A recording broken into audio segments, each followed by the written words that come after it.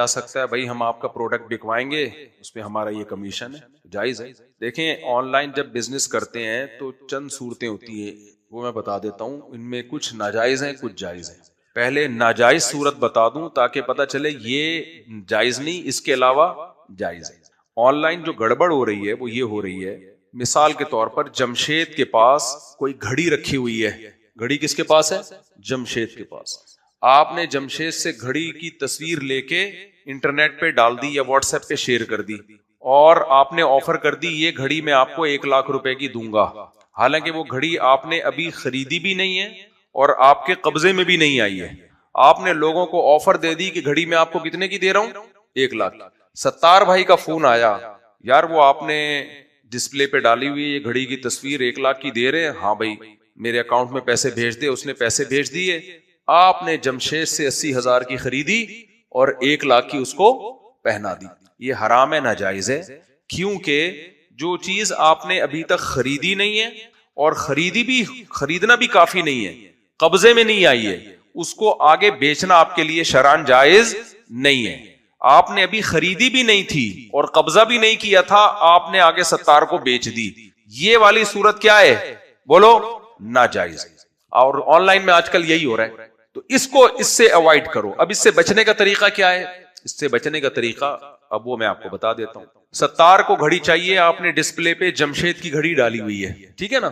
جمشید کی گھڑی آپ نے، جمشید کوئی کمپنی بھی ہو سکتی ہے نا یار، کچھ بھی ہو سکتا ہے، گھڑیوں کی کمپنی بھی ہو سکتی ہے، ایک گھڑی نہیں 100 گھڑیاں آپ نے ڈسپلے پہ اپنے ویب سائٹ پہ ڈال دی۔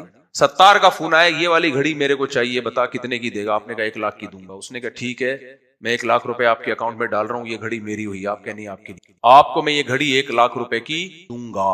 دی نہیں ہے، بلکہ آپ نے فوراً جمشید کو فون کیا، جمشید دے رہا ہے گھڑی 80,000 کی، تو نے وعدہ کیا تھا میں تجھے 80 کی دوں گا، تو کسٹمر لے کر آ، آج تو اپنا وعدہ بھول، مجھے کوئی کسٹمر ملا ہے یا نہیں ملا، جو بھی ہے اس کا اس سے کیا لینا تھا، مجھے 80 کی بیچ رہا ہے۔ اس نے کہا ٹھیک ہے، میں نے آپ کو 80 کی بیچی، ادھر ڈن ہوا۔ اب آپ کیا کرو گے؟ اس گھڑی پہ قبضہ کرو گے۔ قبضے کا طریقہ یا تو خود قبضہ کرو، یا جمشید ہی کی دکان پہ کسی کو وکیل بنا دو کہ یار میری طرف سے اس کو گھڑی پکڑا دے، یا گھڑی تھوڑی سائڈ پہ باقی گھڑیوں سے ممتاز اور جدا کر کے کر دے، الگ ہو گئی، یہ قبضہ کہلائے گا۔ اب آپ ستار کو فون کرو، بھائی تم نے آفر کی تھی کہ تم 1,00,000 میں مجھ سے خرید رہے ہو، دیکھو زبان سے پیچھے نہیں ہٹنا، بتاؤ خرید رہے ہو کہ نہیں خرید رہے؟ وہ اگر کہہ رہے خرید رہے ہو تو آپ وہ گھڑی وہاں تک بھجوا دیں، اگر وہ کہہ رہے نہیں میرا ارادہ بدل گیا ہے تو اب وہ آپ کو پہننی پڑے گی، سمجھتے ہو؟ پھر آپ جمشید سے کہیں یار واپس لے تو ریکویسٹ ہے، تو جمشید لے لے تو ٹھیک ہے، نہیں لے تو وہ بس ہو گیا پکا سودا۔ میں سمجھا پا رہا ہوں؟ صاف حدیث میں منع ہے بھائی، جو چیز آپ نے خریدی نہیں ہے اور جو آپ کی ملکیت میں نہیں ہے اور قبضے میں بھی نہیں ہے، وہ آپ آگے کسی کو بیچ نہیں سکتے۔ بیچنے کا وعدہ کر سکتے ہیں، وعدہ کر لیں آپ، میں تمہیں دوں گا، میں تمہیں، جیسے میڈیکل اسٹور والے سے کہتے ہیں یار یہ دوا ہمیں چاہیے، وہ کہہ رہے یہ دوا تو میرے پاس نہیں، یار کہیں سے منگا دے یار، تو وہ منگاتا ہے، پھر آپ اسٹور پہ جاتے ہو، نئے سرے سے دوبارہ سودے بازی کرتے ہو۔ ہاں وہ آپ کو پکا کرتا ہے، دیکھ میں تیرے لیے منگوا رہا ہوں، نہیں خریدی نا تو یہ دوا کوئی خریدار نہیں ہے، تو آپ کو چاہیے اس وعدے کے پابند رہو، آپ اخلاقی طور پر وہ بھی پابند رہے، آپ بھی پابند رہو۔ تو ایک طریقہ تو یہ ہے آن لائن بزنس کا۔ دوسرا طریقہ کیا ہے؟ دوسرا یہ کہ آپ خرید کے بیچو نہیں، بلکہ خرید و فروخت کے درمیان کمیشن ایجنٹ بن جاؤ، کمیشن ایجنٹ۔ جمشید کو بولو یار میں تیرا مال بکواؤں گا مارکیٹ میں، اور جتنے کی بکے گی بیچنا تو نے ہے، مال تیرا یہاں سے جائے گا، ایک گھڑی کا مجھے اتنا پیسہ چاہیے۔ سمجھ میں آ رہی ہے بات؟ یہ گھڑی بکوا رہا ہوں، اس کا اتنا پیسہ چاہیے مجھے۔ یا تو یہ بھی کر سکتے ہو، ہر چیز کا الگ الگ کمیشن طے کرو، یا یہ بھی کہ جب بھی تیرا مال بکے گا تو ہر دفعہ مجھے اتنے پیسے ملیں گے۔ تو اس میں آپ نے ستار کو کیا فون کرنا ہے؟ ستار کو یہ نہیں کہنا کہ میں تجھے گھڑی بیچ رہا ہوں، ستار کو آپ نے یہ کہنا ہے کہ بھائی میں آپ کو یہ گھڑی دلوا رہا ہوں، آپ کے گھر میں ڈیلیور ہو جائے گی، اور بس یہ میں آپ کو خریدوا رہا ہوں۔ صاف لفظوں میں اس کو بولو، یہ نہیں کہو کہ میں بیچ رہا ہوں، بھائی یہ گھڑی آپ کے لیے ارینج کروا دوں گا، تو کمیشن تو آپ نے جمشید سے لینا ہے نا، ستار سے تو کچھ لینا دینا ہی نہیں ہے۔ تو جمشید کو فون کرو، سر جی یہ گھڑی میں نے آپ کی بکوا دی ہے، آپ فلاں لوکیشن پہ پہنچوا دیں۔ اس دوران گھڑی اگر چور چھین لیتا ہے، ضائع ہو جاتی ہے، تو جمشید کا نقصان ہوگا، آپ کا نہیں ہوگا، کیونکہ آپ کی ملکیت میں وہ ہے ہی نہیں، آپ صرف دو پارٹیوں کے درمیان ایجنٹ بنے ہوئے ہو، تو یہ بھی جائز ہے۔ اب اس میں ڈنڈی لوگ یہ مارتے ہیں کہ زبان کی حد تک ایجنٹ بنے ہوئے ہوتے ہیں، لیکن گھڑی کا سارا رسک بھی خود ہی لے رہے ہوتے ہیں۔ تو شریعت میں رسک وہ اٹھاتا ہے جو مالک ہے، جو بیچ میں کمیشن ایجنٹ ہے، جو صرف گھڑی بکوانے کا کام کر رہا ہے، اس کا کوئی نقصان نہیں ہے شریعت میں، وہ مالک ہی نہیں ہے نا. تو آپ نے جمشید کو بولنا ہے بھائی گھڑی تو ستار کو پہنچا دے، راستے میں گھڑی چھن گئی، نقصان ہو گیا، تیرا نقصان ہے میرا نہیں ہے. لیکن یہاں گڑبڑ یہ ہو رہی ہوتی ہے، لوگ کمپنیوں کا مال بکواتے ہیں، بکوانے کے درمیان میں رسک بھی خود ہی اٹھا رہے ہوتے ہیں کہ اگر بیچ میں مال ہلاک ہو گیا تو ہمارا نقصان ہے، تو یہ جائز نہیں ہے. تو اس طریقے سے کریں گے. تین طریقے میں نے بتائے جن میں ایک ناجائز ہے اور دو کیا ہے، دو جائز طریقے ہیں، پھر جائز ہو جائے گا. مودی سے بڑی اور یہ ہے جب گھڑیوں کا یا چیزوں کا کام ہو، سونے اور کرنسی کا اگر بزنس ہو رہا ہے تو پھر یہ بھی جائز نہیں، کیونکہ گولڈ یا کرنسی کے بزنس میں دونوں طرف سے قبضہ ضروری ہے. جو فارسٹ ٹریڈنگ ہو رہی ہے نا، یہ تو ناجائز ہے. آپ کی ملکیت میں کچھ آتے گولڈ کے بس ریٹ اوپر نیچے ہو رہے ہوتے ہیں، یہ سٹا ہے، تو یہ ویسے ہی جائز نہیں ہے. گولڈ فزیکلی قبضے میں آئے گا تو آگے بیچ سکتے ہو. گولڈ کی خرید و فروخت کے لیے ضروری ہے کہ گولڈ اگر گولڈ کے بدلے میں بک رہا ہے تو دونوں طرف سے قبضہ ضروری ہے، ایک طرف سے بھی ادھار جائز نہیں ہے. اور اگر کرنسی کے بدلے میں بک رہا ہے تو ایک طرف سے ادھار جائز ہے، لیکن دونوں میں سے ایک چیز پہ. دیکھیں حضرت ابراہیم علیہ السلام کا جو اللہ سے مکالمہ تھا وہ بذریعہ وحی تھا، وہ براہ راست نہیں تھا. یعنی بھائی کا سوال یہ ہے کہ کیا اللہ جیسے حضرت موسیٰ علیہ السلام سے براہ راست ہم کلام ہوتے تھے، تو کیا نبی صلی اللہ علیہ وسلم سے بھی اللہ براہ راست ہم کلام ہوتے تھے؟ پھر دلیل میں بھائی دلیل دے رہے ہیں کہ وَإِذْ قَالَ ابراہیم، جب ابراہیم علیہ السلام نے کہا ربی ارینی کیف تحیی الموتیٰ، اے اللہ مجھے بتا تو مردوں کو کیسے زندہ کرے گا. تو اس سے پتہ چل رہا ہے کہ ابراہیم علیہ السلام بھی اللہ سے براہ راست ہم کلام ہوتے تھے. اس کا جواب قرآن نے بہت واضح دیا. قرآن کہتا ہے اِنَّا أَوْحَيْنَا إِلَيْكَ كَمَا أَوْحَيْنَا إِلَىٰ إِبْرَاهِيمَ وَإِسْمَاعِيلَ، کہ اے نبی ہم نے آپ پر ایسے وحی کی ہے جیسے ابراہیم علیہ السلام، اسماعیل علیہ السلام، اسحاق علیہ السلام، یونس علیہ السلام، سارے پیغمبر. اور آگے الگ سے اللہ نے حضرت موسیٰ کا تذکرہ کیا، وَكَلَّمَ اللَّهُ مُوسَىٰ تَكْلِيمًا، موسیٰ کے ساتھ اللہ نے براہ راست کلام کیا علیہ السلام. تو پتہ چلتا ہے کہ یہ موسیٰ علیہ السلام کی ایک جزوی فضیلت ہے کہ براہ راست اللہ نے حضرت موسیٰ سے کلام کیا ہے. باقی تمام پیغمبروں پر، جن میں سید الانبیاء بھی داخل ہیں، تمام پیغمبروں پر جبریل کے ذریعے یا خواب کے ذریعے وحی آتی تھی. تو یہ ہمیں قرآن سے یہی پتہ چلتا ہے، ورنہ اللہ حضرت موسیٰ کو الگ سے بیان نہ کرتا اور آپ کا لقب کلیم اللہ نہ ہوتا تو وَقَرَّبْنَاهُ نَجِيًّا. قرآن کہتے ہیں ہم نے موسیٰ کو الگ سے یعنی سرگوشیاں کی ہیں موسیٰ علیہ السلام سے، کوہ طور پہ براہ راست ہم کلام ہوئے. تو یہ ایک الگ سے فضیلت تھی جو صرف اور صرف حضرت موسیٰ علیہ السلام کو حاصل ہے. باقی اس پر اشکال ہوتا ہے کہ پھر تو موسیٰ علیہ السلام کا درجہ ہمارے نبی سے بلند ہو گیا. تو دیکھیں درجے کی بلندی کا تعلق اور بھی 20 چیزوں سے ہوتا ہے. تو نبی صلی اللہ علیہ وسلم نے فرمایا اللہ نے مجھے 7 باتوں پر دوسرے پیغمبروں پر فضیلت دی ہے. ان میں ایک جعل رزقی تحت ظل رمحی، میری روزی اللہ نے تلوار کے سائے میں رکھی ہے.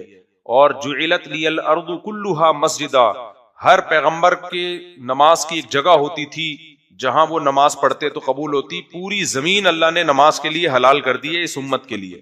پھر ارسلت الی کافۃ للناس، کافۃ للناس، تمام انسانوں کے لیے اللہ نے مجھے پیغمبر بنایا ہے. اور پھر لو کان موسیٰ حیا لما وسعہ الا اتباعی، اگر موسیٰ کلیم اللہ، جو ٹھیک ہے کلیم اللہ تھے لیکن آج وہ موجود ہوتے تو میری اتباع کے بغیر ان کی نجات نہیں ہو سکتی. تو یہ کلی فضیلت ہے. تو اس لیے ہمارے نبی کا مقام اگرچہ سب سے زیادہ ہے، لیکن کچھ جزوی فضیلتیں اللہ تعالیٰ نے دوسرے پیغمبروں کو دی ہیں، جن میں ایک موسیٰ علیہ السلام ہے جن سے اللہ براہ راست ہم کلام ہوں. تو وہ جو قرآن، میں پہلے ان کا جواب مکمل ہونے دوں نا تاکہ قبضے کے حکام واضح ہو جائیں. نہیں، اسی کو پہلے میں کلیئر کر دوں پھر آپ سوال اٹھائیں. میں پوچھتا ہوں، آپ کی طرف آتا ہوں. پراپرٹی یعنی مکان، فلیٹ یا پلاٹ، اس کو قبضے کے بغیر بھی بیچا جا سکتا ہے. ملکیت میں اور رسک میں آنا ضروری ہے. رسک بہت امپورٹنٹ چیز ہے. رسک کا مطلب کیا ہے؟ اس کنڈیشن میں آ جائے کہ اگر وہ نقصان ہو تو آپ کا نقصان سمجھا جائے. سمجھ رہے ہماری بات؟ ابھی قسطیں پوری نہیں ہوئی ہیں لیکن پلاٹ آپ کے رسک میں آ گیا. کیا مطلب؟ اگر اس پہ ڈاکو قبضہ کر لیتے ہیں تو نقصان کس کا سمجھا جائے گا؟ اگر آپ کا سمجھا جائے گا، اس کا مطلب یہ آپ کے رسک میں آ چکا ہے. اور اگر اس کنڈیشن میں ہے کہ آپ کا بھی سمجھا ہی نہیں گیا، فائل ہی گھوم رہی ہے، اس کے پیچھے پتہ ہی نہیں کوئی پلاٹ ہے کہاں ہے، پروجیکٹ ایسے ہی شروع ہوتے ہیں نا، تو پھر تو اس کو صرف فیس ویلیو پہ بیچا جا سکتا ہے، نفع یا نقصان کے ساتھ نہیں بیچا جا سکتا. نفع یا نقصان کے ساتھ اس وقت بیچا جا سکتا ہے جب پلاٹ کا رسک آپ لے رہے ہو. اس کنڈیشن میں آ جائے بھائی یہ نمبر ہے، یہ لوکیشن ہے، یہ دیکھ لو، یہ ہے تمہارا، تم اس پہ چاہو مکان بنا لو، چاہے ٹھیک ہے قسطیں تو بھرتے رہو گے، لیکن یہ اس کنڈیشن میں آ گیا ہے کہ اگر اس پہ زرداری کا استغفر اللہ، اس پہ اگر ڈاکوؤں کا قبضہ ہو گیا، زرداری بلا وجہ اس پہ اگر ڈاکوؤں کا قبضہ ہو گیا تو پھر یہ نقصان تمہارا ہے، ہمارا نہیں ہے. اس کنڈیشن میں جب آ جائے گا تو پھر آپ کے لیے نفع پہ بیچنا بھی جائز اور نقصان پہ بیچنا بھی جائز. اس سے پہلے جتنے کا خریدا اس پہ بیچ سکتے ہیں، اس کو بیچنا نہیں کہیں گے. شریعت کہتی ہے کہ اپنے حق سے دستبردار ہو رہا ہے دوسرے کے حق میں. بھائی میں نے 50,000 دے کے یہ حق لیا تھا کہ اس پلاٹ جب بنے گا تو میرا ہوگا، تو یہ رائٹ میں تمہیں دے رہا ہوں، میں کھسک رہا ہوں اس معاملے سے، تم 50,000 ڈال دو، میں کھسک رہا ہوں. تو فیس ویلیو پہ بیچ سکتے ہیں. نفع نقصان پہ اس وقت بیچ سکتے ہیں جب وہ پلاٹ یا پراپرٹی اس کنڈیشن میں آ جائے کہ نقصان کس کا سمجھا جائے، آپ کا. اسی میں ایک اور چیز ایڈ کر لیں، آج کل لوگ فلیٹ بنا رہے ہوتے ہیں، کنسٹرکشن کا کام چل رہا ہے، جو بلڈر آپ سے ایڈوانس پیسے لے لیتا ہے کہ آپ کا فلیٹ بن رہا ہے، تو ابھی بنا نہیں ہے، آپ کا ارادہ ہوا بیچ سے کھسک جاؤں، تو جب تک فلیٹ تیار نہیں ہوا ہے نا تو رسک نہیں آئے گا نا آپ کا. بھائی ہوا میں تو نہیں، ابھی تو پروجیکٹ ہے آپ کا، فلیٹ ادھر ہوا میں 4تھی منزل پر ہوگا، ہوا ہے وہاں بھی، بنا کچھ بھی نہیں ہے، تو بھی فیس ویلیو پہ تو آپ بیچ سکتے ہو اس کاغذ کو. نفع نقصان پہ نہیں بیچ سکتے. نفع نقصان پہ اس وقت بیچ سکتے ہو جب وہ فلیٹ کا اسٹرکچر وجود میں آ جائے، بے شک اس کی فنیشنگ نہ ہوئی ہو، ڈھانچہ وجود میں آ جائے. یہ فلیٹ ہے، یہ 4 دیواری ہے، 4 دیواری بن گئی، اب یہاں واش روم آئے گا، یہاں جو 4 دیواری بن جائے اس کی، کیونکہ 4 دیواری بننے کے بعد وہ اس کنڈیشن میں آتا ہے کہ اس پہ زرداری کا پھر مصیبت، اس پہ کسی کا بھی قبضہ ہو سکتا ہے. سمجھ میں آ رہی ہے بات کہ نہیں آ رہی؟ اس پہ قبضہ ہو سکتا ہے. سمجھ آ رہی ہے نا بات؟ رسک، شریعت اسلام اجازت نہیں دیتا آپ کو کہ اس چیز پہ نفع کماؤ جس چیز کا رسک نہیں لے رہے آپ. یہ فلسفہ ہے. رسک آپ کا ہونا چاہیے، رسک ٹرانسفر ہوگا تو پھر پروفٹ لے سکتے ہو آپ، ادروائز نہیں. تو یہ جو ٹھیکے پہ لوگ بلڈنگیں بنوا رہے ہوتے ہیں نا، تو لوگ ہم سے بہت یہ مسئلہ پوچھتے ہیں، میرا فلیٹ ابھی وہاں بن رہا ہے، ابھی بنا نہیں ہے. تو بھائی اگر ڈھانچہ کھڑا ہو گیا تو آگے کسی کو بیچ سکتے ہو، چاہے آپ نے ابھی قسطیں پوری بھری نہیں ہے. اگر ڈھانچہ بھی کھڑا نہیں ہوا تو وہ نہیں بیچ سکتے آپ اس کو، صرف فیس ویلیو پہ بیچ سکتے. اب آپ پوچھیں کیا پوچھ رہے تھے؟ میں یہ کہہ رہا تھا پلاٹ یا مکان مثال کے طور پر ایک چیز 35 لاکھ روپے، اب اس پہ پرسن لے کے اوپر پیسے لے رہے ہیں، ایک سال اسٹیٹ ایجنٹ لے رہا ہے، اسٹیٹ ایجنٹ جیسے گاڑیاں بیچی اس پہ پرسن لے رہا ہے، تو کیا حرام ہے یا حلال؟ نہیں حلال ہے. اسٹیٹ ایجنٹ دیکھیں 2 طریقے ہوتے ہیں کسی ایجنٹ کے پیسے کمانے کے. وہ یہ ہوتا ہے کہ آپ کی پراپرٹی میں بکوا رہا ہوں، جتنے کی بکے گی اتنے % میں لوں گا، یہ بھی جائز ہے. دوسرا طریقہ یہ ہوتا ہے کہ آپ کی پراپرٹی کے 40 لاکھ میں آپ کو دوں گا، اوپر کی جتنی بکے وہ سارے میرے ہیں. یہ بھی جائز ہے مگر کراہت کے ساتھ. ناپسندیدہ ہے یہ طریقہ مگر گنجائش اس کی بھی ہے. افضل طریقہ، بے غبار طریقہ یہ ہے کہ بھائی آپ کی پراپرٹی جتنے کی بکے گی پورے پیسے آپ کو ملیں گے، میں اس میں اتنے % کمیشن لوں گا. تو یہ جائز ہے. جی بس عوام کی زبان میں عوامی اسٹائل میں سمجھانے کی ضرورت ہوتی ہے نا. دیکھیں ایک مفتی کے سامنے جب مسئلہ بیان کیا جائے تو فقہی اصطلاحات استعمال کی جاتی ہیں. پبلک میں جب مسئلہ بیان کیا جاتا ہے تو عوام کے مینٹیلٹی کے اعتبار سے بیان کیا. تو عوام کو یہی بتایا جائے گا کہ پراپرٹی پر قبضے سے پہلے بھی بیچنا جائز ہے اس کو، کیونکہ پراپرٹی پہ اگر آپ یہ کہتے ہیں قبضہ ممکن نہیں ہے تو یہ بات غلط ہے. اس لیے غلط ہے کہ خرید و فروخت تو قبضے سے پہلے جائز ہے پراپرٹی کی، ہبہ جائز نہیں ہے. یعنی ہبہ قبضے کے بغیر متحقق نہیں ہوگا. مثال کے طور پر باپ نے اپنے بیٹے کو پلاٹ دے دیا کہ یہ پلاٹ تمہارا ہے، تو یہ زبانی کہنے سے نہیں ہو جائے گا جب تک کہ وہ اس پلاٹ پہ جا کے کھڑا نہیں ہوگا. خرید و فروخت کیونکہ ایک مضبوط عقد ہے تو اس میں اس ایگریمنٹ کے ہوتے ہی ملکیت ٹرانسفر ہو جائے گی. جبکہ جب آپ کسی کو پراپرٹی گفٹ دے رہے ہو تو یہ کمزور عقد ہے، یہ اس میں دوسری طرف سے معاوضہ نہیں ہے. تو یہ کمزور عقد مکمل جب تک نہیں ہوگا جب تک جس کو ہبہ کیا جا رہا ہے اس کا قبضہ نہ ہو جائے. سمجھ میں آ رہی ہے بات؟ تو یہ پیچیدہ ہوتی چلی جائے گی بحث. یہ لوگ پاگل ہو جائیں گے یہاں بیٹھ کے. جو جتنا بتایا فی الحال اتنا سمجھیں کہ خرید و فروخت میں پراپرٹی میں رسک میں آنا کافی ہے، قبضہ ہونا ضروری نہیں ہے. لیکن یہ ہدیے اور ہبہ کے حکام نہیں ہے، گفٹ کے حکام نہیں ہے یہ. جی ہاں دونوں سائڈ سے کمیشن لیں ہے. دیکھیں ڈاکٹر اسرار احمد ہمارے لیے رحمت اللہ علیہ قابل احترام مفتی نہیں تھے. وہ ان کے معاملات میں یا مسائل میں وہ فتویٰ تو نہیں پڑھا نا باقاعدہ. حضرت بہت معذرت، اللہ آپ کو خوش رکھے، ماشاءاللہ برکت. کل جی مفتی صاحب السلام علیکم. وعلیکم السلام. میرا نام حمزہ ہے، میں آپ کے لیے ایک تحفہ لایا ہوں، سعودیہ کا تحفہ ہے، بڑی نوازش، پرفیوم ہے. اللہ خوش رکھے. ریسیو کر. ٹھیک ہے. وعلیکم السلام. کیسینو کا پروجیکٹ ملا ہے. دیکھیں اگر ایسی عمارت بنائی جا رہی ہے جو کیسینو کے علاوہ کسی اور کام میں استعمال ہی نہیں ہو سکتی. اچھا ڈیجیٹل کوئی سافٹ ویئر بنانا ہے. ہاں تو وہ سافٹ ویئر اگر ایسا ہے کہ وہ کیسینو کے کام کے علاوہ کسی اور کام میں استعمال ہی نہیں ہو سکتا, پھر وہ سافٹ ویئر بنانا ناجائز ہے. اور اگر سافٹ ویئر ایسا ہے جو ہر کام میں استعمال ہو سکتا ہے تو پھر اس کا بنانا جائز ہے. پھر اس کو کیسینو میں اگر کوئی یوز کر رہا ہے تو یہ اس کا ہیڈیک ہے. گناہ کا وہ آلہ جو صرف گناہ ہی میں استعمال ہو سکتا ہو اس کا بنانا حرام ہے. لیکن اگر کوئی ایسا آلہ ہے جو بیسیوں کام میں چاقو کی مثال دیتا ہوں, چھری سے بندے کے گلے بھی کٹتے ہیں, چور بھی استعمال کرتے ہیں, تو چھری بنانا پھر بھی جائز ہے. اب اس کا اگر وہ کسی گناہ میں استعمال کر رہا ہے تو وہ بہرحال اس کا اپنا عمل ہے. ہاں یہ ضرور ہے کہ آپ کو کسی کے بارے میں یقین ہے کہ میں یہ گناہ کی چیز بناؤں گا جو جائز کاموں میں بھی استعمال ہو سکتی ہے, لیکن سامنے والا اس کو ناجائز ہی کے لیے یوز کرے گا. اس میں پھر یہ مسئلہ اختلافی ہے. امام ابو حنیفہ رحمہ اللہ کے نزدیک پھر بھی جائز ہے بنانا. وہ کہتے ہیں آپ یہ نیت کریں کہ میں جنرلی بنا رہا ہوں, میں گناہ کی نیت سے نہیں بنا رہا. سامنے والا اس کو گناہ میں استعمال کر رہا ہے وہ گناہگار ہوگا. صاحبین کی رائے یہ, امام صاحب کے جو شاگرد ہیں وہ کہتے ہیں بھائی اگر آپ کو یقین ہے کہ یہ گناہ ہی کے لیے یوز کرے گا تو آپ کے لیے اس کا بنانا جائز نہیں ہے. اب فقہ حنفی میں فتویٰ اس میں صاحبین کے قول پر ہے, سمجھ میں آ رہی ہے بات, فتویٰ اس پر ہے. لیکن اس زمانے میں ضرورت اس کی ہے کہ اس میں امام ابو حنیفہ کے قول پہ فتویٰ دیا جائے, کیونکہ اب اتنا زیادہ اس میں ابتلا اتنا زیادہ عام ہو گیا ہے کہ میری ٹوٹی پھوٹی ناقص رائے یہ کہ اس پہ چلنا لوگوں کے لیے ممکن ہے نہیں, کیونکہ گنجائش ہے نا معاملات میں لوگوں کو زیادہ سے زیادہ دینی چاہیے, تو اس لیے گنجائش ہے. احتیاط کا تقاضا یہ ہے کہ اگر آپ کو یقین ہے کہ یہ گناہ ہی میں استعمال کرے گا, احتیاط یہ ہے کہ نہ بناؤ. پھر گنجائش یہ ہے کہ بنا لی, یعنی بنانے کی بھی گنجائش ہے, احتیاط یہ کہ نہ بنائی جائے. بہرحال نیت یہی کرنی ہے کہ اللہ میں اس لیے سے نہیں بنا رہا کہ یہ گناہ کرے گا. دیکھو ایک آدمی آپ سے انگور خرید کے جاتا ہے, آپ کو پتا ہے شراب کی فیکٹری میں یہ کیا بنائے گا, اس سے شراب بنائے گا انگور سے.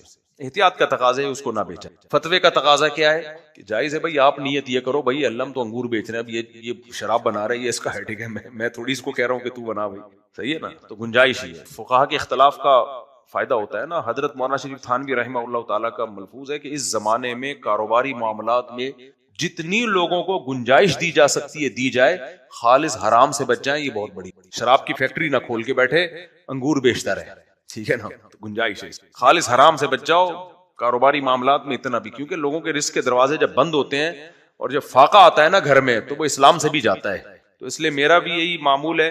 حضرت مفتی تقی عثمانی صاحب بھی اسی پر عمل کرتے ہیں, اور ہمارے جامع رشید میں بھی اسی قانون کو فالو کیا جاتا ہے کہ کمانے میں جو مسائل ہے نا, کمانے کے خرید و فروخت کے, اس میں اگر فقہا کی رائے میں اختلاف ہوتا ہے تو ہم گنجائش والی رائے کو ترجیح دیں تاکہ لوگوں پر دروازے رزق کے کھلیں. ملک کی حالت تو دیکھو نا, چلیں. سوال ہے, ہاں اچھا, زمین قومی بچت والوں کو دینا, کیا کریں گے وہ وہاں پہ؟ وہ بھی یہی مسئلہ ہے کہ زمین کسی کو بھی کرائے پہ دی جا سکتی تعمیر کے لیے. اب اس تعمیر میں وہ آپ نے تو اس کو استعمال کے لیے دی ہے نا, جائز کام کے لیے, وہ اس میں اگر کچھ بھی کر لے تو وہ اس کا ہیڈیک ہے. ہاں آپ شراب خانہ کھول کے نہ دیں کسی کو, گھر کرائے پہ دے دیا نا کسی کو آپ نے, اب اس میں ناچ گانا بھی کر رہا ہے تو آپ یہ کہہ سکتے ہو میں نے تو رہنے کے لیے دیا ہے بھائی. تو زمین کسی کو بھی کسی کام کے لیے دی جا سکتی ہے, اس پہ اگر اس نے, وہی بات ہے کہ تقوی کا تقاضا ہے کہ نہ دیا جائے, فتوے کے میں گنجائش ہے. تقوی یہی ہے کہ نہ دیا, میرا خیال ہے نہ دیں, کیونکہ اس میں وہ بہت طویل عرصے تک کے لیے وہ گناہ ہی میں یوز ہوگی, اور ضرورت بھی نہیں ہے نا, ضرورت بھی نہیں ہے نا. 20 لوگ رینٹ پہ لے لیں گے جگہ, اس کے بعد انتقال ہو جائے گا آپ کا. کہنے میرا آخری سوال ہے, زبردستی کھانے پہ بٹھایا, سوال کا جائز ہے. مومانی کا انتقال ہوا تو ان کے بچوں نے زبردستی آپ کو کھانے پہ بٹھایا تو کھا لیا نا. 3 نماز فوراً اٹھ گیا. اب مجھے کیا پتا کون سا کھانا تھا, وہ کون سی قسم چل رہی تھی. بعض دفعہ یہ ہوتا ہے لوگ میت کو دفنا کے آتے ہیں بھوکے ہوتے ہیں تو وہاں ان کے لیے کھانے کا انتظام کر دیا جاتا ہے, تو وہ ٹھیک ہے. اور ایک ہوتا ہے 30 کا کھانا, 40 کا کھانا, وہ جائز نہیں ہے. شیمپو ہے, صابن ہے, کمپنی کے 30 روپے پر پہنچ گیا. اچھا, جو بیچنے ہاں اپنے ہاں یا 30 روپے. بھائی ہر شخص کو اپنی چیز جس قیمت پہ چاہے بیچنے کی اجازت ہے. دھوکہ نہ دے لوگوں, دھوکہ نہ دے, اور کوئی ایسی چیز نہ ہو کھانے پینے کی جس پہ لوگوں کی زندگیاں موقوف ہوں. ایسی چیزوں میں ذخیرہ کرنا ناجائز ہے. تو اگر ایسے نہیں تو صابن تو ایسی چیز ہے کہ نہیں, صابن ہے, شیمپو ہے. ہاں تو جس نے بیچے, زیادہ لوگ نہیں خریدیں گے. پھر صابن تو 20 لوگ اور بیچ رہے ہیں, وہاں سے خرید لو بھائی. مفتی صاحب یہ جماعت ہماری جو آپ نے کہا نا پینڈو تو ہماری گاؤں کی جماعت ہے، تو مسافہ ہو جائے، مسافے کے لیے آئے تھے. اچھا اچھا ابھی کرتے ہیں. بس یہ آخری سوال بھائی, اس کو مائک دے دو نا, مائک دے دو بچے کو. لاسٹ السلام کوشچن. مفتی صاحب میرا ایک سوال تھا, آج کل جیسے یہ لوگ بہت سارے قوالیاں ہوتی ہیں تو اس میں یہ وضو پہ ڈھول بجا رہے ہوتے, کئی قوالیاں جائز نہیں ہے بھائی, قوالیاں. نبی صحابہ کے دور کے کوئی قوال کا نام بتاؤ آپ کی طرف سے. قوالوں کے اپنے حال تو دیکھو, منہ میں گٹکا, جیب سے بال جھوم رہے ہوتے ہیں. چلیں جی,